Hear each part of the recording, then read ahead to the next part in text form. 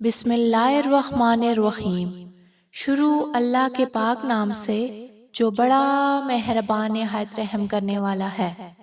معزز سامعین، السلام علیکم۔ ہمارا آج کا موضوع گفتگو ہے کیڑوں کی تسبیح۔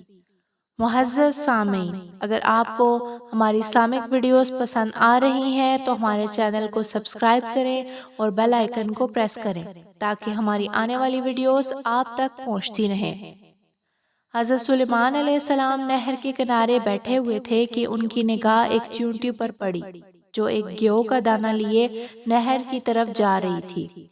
حضرت سلیمان علیہ السلام اس کو بہت غور سے دیکھنے لگے۔ جب چیونٹی پانی کے قریب پہنچی تو اچانک ایک مینڈک نے اپنا سر پانی سے نکالا اور اپنا منہ کھولا تو یہ چیونٹی اپنے دانے کے ساتھ اس کے منہ میں چلی گئی۔ مینڈک پانی میں داخل ہو گیا اور پانی ہی میں بہت دیر تک رہا۔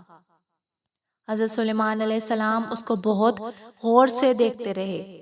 ذرا ہی دیر میں مینڈک پانی سے نکلا اور اپنا منہ کھولا تو چیونٹی باہر نکلی، البتہ اس کے ساتھ دانہ نہ تھا۔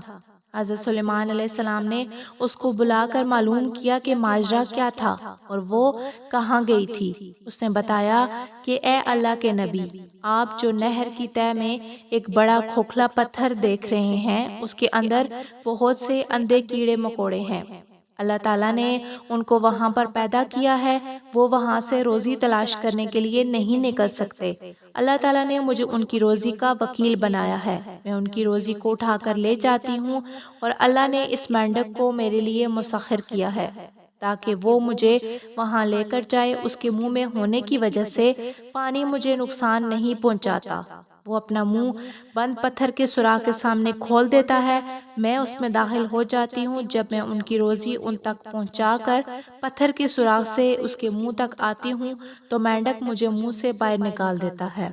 حضرت سلیمان علیہ السلام نے کہا، کیا تو نے ان کیڑوں کی کسی تسبیح کو سنا؟ چیونٹی نے بتایا، ہاں، وہ سب کہتے ہیں اے وہ ذات جو اس گہرے پانی کے اندر بھی ہمیں نہیں بھولتا۔